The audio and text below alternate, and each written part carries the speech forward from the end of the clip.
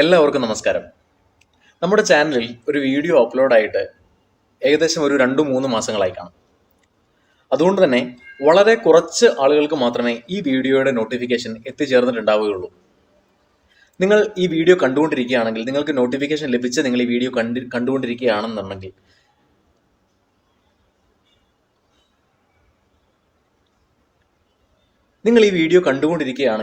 എനിക്ക് ഒരു ഉപകാരം ചെയ്യണം. നിങ്ങൾ ഈ വീഡിയോ കണ്ടുകൊണ്ടിരിക്കുകയാണെങ്കിൽ ഒരു ഹെൽപ്പ് എനിക്ക് ചെയ്യണം. ഈ വീഡിയോ കണ്ടുകൊണ്ടിരിക്കുമ്പോൾ തന്നെ ഒരു ലൈക്കും ഒരു കമൻറ്റും ഈ വീഡിയോയ്ക്ക് നിങ്ങൾ ചെയ്യണം. കാരണം എന്നാലേ നമ്മുടെ ചാനൽ ഇതുവരെ കണ്ടുകൊണ്ടിരുന്ന, നമ്മുടെ വീഡിയോകൾ ഇതുവരെ കണ്ടുകൊണ്ടിരുന്ന എല്ലാ സബ്സ്ക്രൈബേഴ്സിലേക്കും, എല്ലാ പ്രേക്ഷകരിലേക്കും ഈ വീഡിയോയുടെ നോട്ടിഫിക്കേഷൻ എത്തിച്ചേരുകയുള്ളൂ.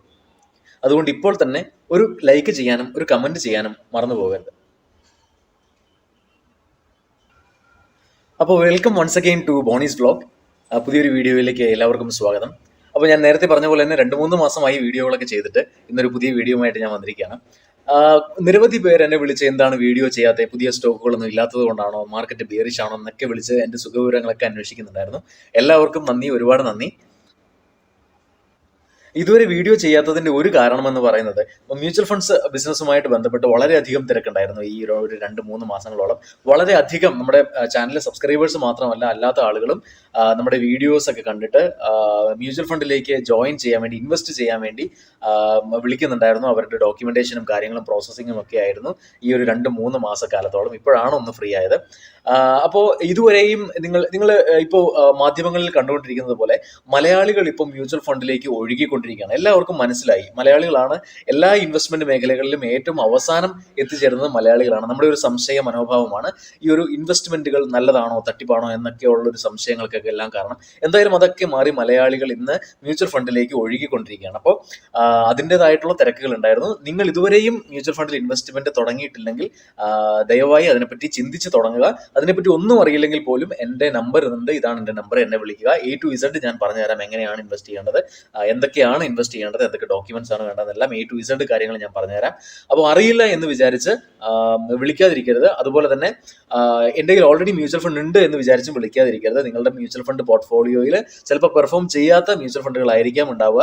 അപ്പോൾ അത് റിവ്യൂ ചെയ്തിട്ട് ശരിയായ മ്യൂച്വൽ ഫണ്ടിലേക്ക് മാറ്റിയിടുന്നതിന് വേണ്ടിയും ഞാൻ നിങ്ങളെ സഹായിക്കാം. ഏത് സമയത്ത് വേണമെങ്കിലും വിളിച്ചോളുക, ഒരു കുഴപ്പമില്ല. നിങ്ങൾ ലണ്ടനിലോ ന്യൂയോർക്കിലോ യൂറോപ്പിലോ എവിടെയാണെങ്കിലും നിങ്ങളുടെ സമയത്ത് നിങ്ങൾ എന്നെ വിളിച്ചോളുക. എന്തായാലും ഞാൻ ഫോൺ അറ്റൻഡ് ചെയ്യും. ഇല്ലെങ്കിൽ അറ്റൻഡ് ചെയ്തില്ല എന്നുണ്ടെങ്കിൽ എനിക്കൊരു വോയിസ് മെസ്സേജ് ഇടുക, ഉറപ്പായിട്ട് ഞാൻ റിപ്ലൈ ചെയ്യാം. അപ്പോൾ നമുക്ക് വീഡിയോയിലേക്ക് പോവാം. നമ്മൾ നമ്മുടെ ഗ്രൂപ്പിൽ ഡിസ്കസ് ചെയ്തിട്ടുള്ള ഒരു സ്റ്റോക്കാണ് IOC. അതൊരു പബ്ലിക് സെക്ടർ കമ്പനിയാണ്. ഏകദേശം എനിക്ക് തോന്നുന്നു 83-85 ലെവലുകളിലാണ് നമ്മൾ ഒരു 7-8 മാസം മുന്നേ നമ്മൾ IOCനെ പറ്റി ചർച്ച ചെയ്തിട്ടുള്ളത്. ഇപ്പോൾ IOC നിൽക്കുന്ന ലെവലുകൾ നിങ്ങൾക്കറിയാം. 100, 170, 180 ലെവലുകളിലോളം IOC വന്നിരുന്നു. അപ്പോൾ നിങ്ങളുടെ ഉണ്ട് എന്നുണ്ടെങ്കിൽ നിങ്ങളൊന്ന് കമന്റ് ചെയ്യുക. ഈ നമ്മുടെ വീഡിയോസ് കണ്ടിട്ട് നിങ്ങൾ IOC ഇതിനെ പറ്റി പഠിച്ചിട്ടുണ്ടെങ്കിൽ, IOCയിൽ ഇൻവെസ്റ്റ് ചെയ്യാൻ വേണ്ടി ആലോചിച്ചിട്ടുണ്ടെന്നുണ്ടെങ്കിൽ ഉറപ്പായിട്ട് നിങ്ങൾ ഇതിൽ കമന്റ് ചെയ്യാം. അതുപോലെ തന്നെ മ്യൂച്വൽ ഫണ്ടിലെ എൻ്റെ നിലവിലുള്ള ക്ലയൻസ് ആരെങ്കിലും, ഉറപ്പായിട്ടും ഒത്തിരി പേര് ഈ വീഡിയോസ് കാണുന്നുണ്ടാവും. അപ്പോൾ അവർക്ക് എൻ്റെ മ്യൂച്വൽ ഫണ്ട് സർവീസിനെ പറ്റിയുള്ള അഭിപ്രായങ്ങളും ഈ വീഡിയോയുടെ താഴെ കമന്റ് ആയിട്ട് രേഖപ്പെടുത്തുക. അപ്പോൾ പുതിയ സബ്സ്ക്രൈബേഴ്സിനും നമ്മുടെ ചാനലിൽ നിലവിലുള്ള പ്രേക്ഷകർക്കും ഒരു ടെസ്റ്റിമോണി, ഒരു സാക്ഷ്യമായിരിക്കും അത്. നമ്മുടെ സർവീസുകൾ എങ്ങനെയാണ്, എന്തൊക്കെ സർവീസുകളാണ് ഉള്ളതെന്നുള്ളത്. അപ്പോൾ നമുക്ക് ONGCയുടെ വിശേഷങ്ങളിലേക്ക് പോകാം. ONGC എന്ന് പറയുന്ന ഒരു സ്റ്റോക്കാണ് നമ്മൾ ഇന്ന് സംസാരിക്കാൻ പോകുന്നത്, പഠിക്കാൻ പോകുന്നത് ONGCയെ പറ്റിയാണ്. അപ്പോൾ ONGCനെ പറ്റി പറയുകയാണെങ്കിൽ ONGCനെ പറ്റി പറയുകയാണെങ്കിൽ നമുക്ക് കഴിഞ്ഞ വീഡിയോയുമായിട്ട് ചേർത്ത് വേണം ONGCനെ പറ്റി വായിക്കാൻ വേണ്ടിയിട്ട്. ONGCനെ പറ്റി പറയുമ്പോൾ എല്ലാവരും വിചാരിക്കും അതൊരു ഓയിൽ എക്സ്പ്ലോറേഷൻ കമ്പനി അല്ലേ, അതൊരു ക്രൂഡ് ഓയിൽ ബൈ പ്രോഡക്റ്റ് വിൽക്കുന്ന, അല്ലെങ്കിൽ ഓയിലും ഡീസലും ഒക്കെ ഗ്യാസും ഒക്കെ വിൽക്കുന്ന ഒരു കമ്പനി അല്ലേ, പ്രോസസ് ചെയ്യുന്ന കമ്പനി അല്ലേ എന്നൊക്കെ ചോദിക്കും. പക്ഷേ ONGCയുടെ മുഖം ഇപ്പോൾ കംപ്ലീറ്റ്ലി മാറിയിരിക്കുകയാണ്. അതുകൊണ്ടാണ് ഞാൻ പറഞ്ഞത്, നമ്മുടെ കഴിഞ്ഞ നമ്മൾ ഫോളോ ചെയ്ത് വരുന്ന സീരീസുമായിട്ട്, ഗ്രീൻ ഹൈഡ്രജന്റെ സീരീസുമായിട്ട് ബന്ധപ്പെടുത്തിയിട്ട് തന്നെയാണ് ഞാൻ ONGC എന്ന് പറയുന്ന സ്റ്റോക്ക് ഞാൻ സെലക്ട് ചെയ്തിട്ടുള്ളത്. അപ്പോൾ നമ്മുടെ ഇന്ത്യൻ ഓയിൽ കോർപ്പറേഷനെ പറ്റി പറഞ്ഞതുപോലെ തന്നെ ONGCയും ഗ്രീൻ ഹൈഡ്രജനുമായിട്ട് ബന്ധപ്പെട്ട്, അല്ലെങ്കിൽ ഗ്രീൻ ഫ്യൂവൽസുമായിട്ട് ബന്ധപ്പെട്ട്, ക്ലീൻ ഫ്യൂവൽസുമായിട്ട് ബന്ധപ്പെട്ട് ഒത്തിരിയേറെ ക്യാഷ് ഇൻവെസ്റ്റ് ചെയ്യുന്ന, അല്ലെങ്കിൽ ഇൻവെസ്റ്റ് ചെയ്യാൻ പദ്ധതിയിടുന്ന ഒരു കമ്പനിയാണ്, ഒരു പബ്ലിക് സെക്ടർ കമ്പനിയും കൂടെയാണ് ONGC എന്ന് പറയുന്നത്. അപ്പോൾ നമ്മൾ ഗ്രീൻ ഹൈഡ്രജനെ പറ്റിയുള്ള വിഷയങ്ങളും വിശേഷങ്ങളും ഒക്കെ നമ്മൾ കഴിഞ്ഞ കുറേ വീഡിയോസ് ആയിട്ട് നമ്മൾ പറയുന്നുണ്ട്. അപ്പോൾ കഴിഞ്ഞ വീഡിയോസ് കാണാത്തവരുണ്ടെങ്കിൽ ഗ്രീൻ ഹൈഡ്രജനെ പറ്റിയുള്ള ഡീറ്റെയിൽഡ് ആയിട്ടുള്ള വീഡിയോസ് ഉണ്ട്, അതെല്ലാം കാണണം.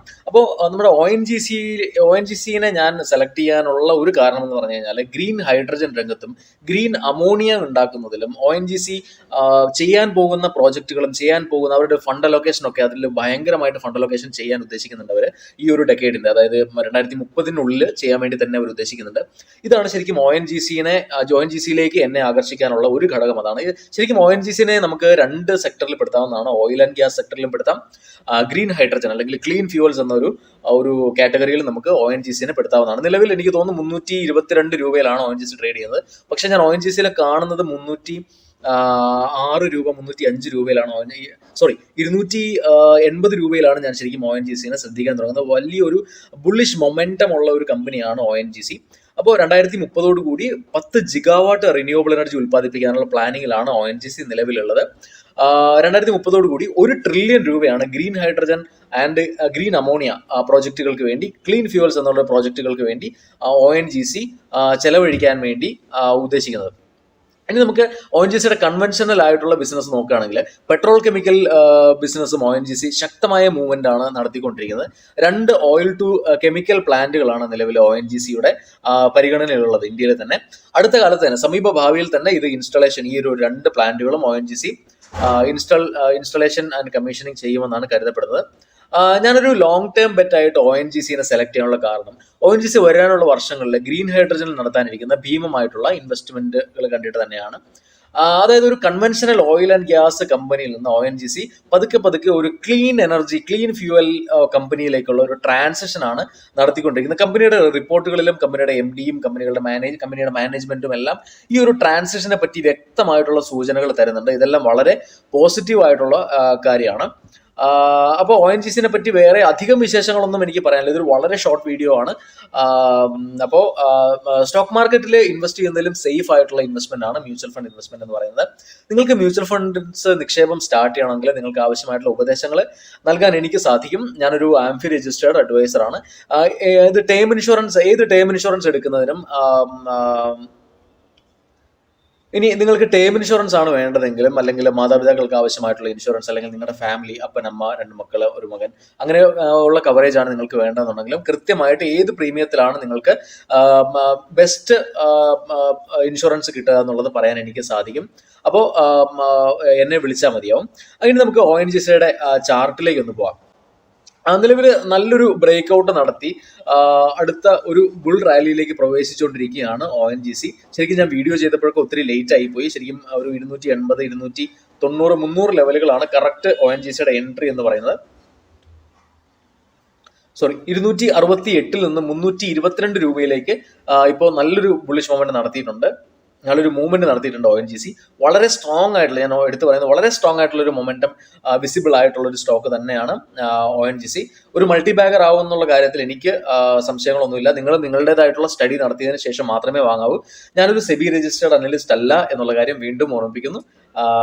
അപ്പോൾ എല്ലാവരും സബ്സ്ക്രൈബ് ചെയ്യുക. ഞാൻ നേരത്തെ പറഞ്ഞതുപോലെ നിങ്ങളുടെ ഇൻവെസ്റ്റിംഗ് കമ്മ്യൂണിറ്റിയിലേക്ക് ഈ വീഡിയോ എത്തിക്കുക.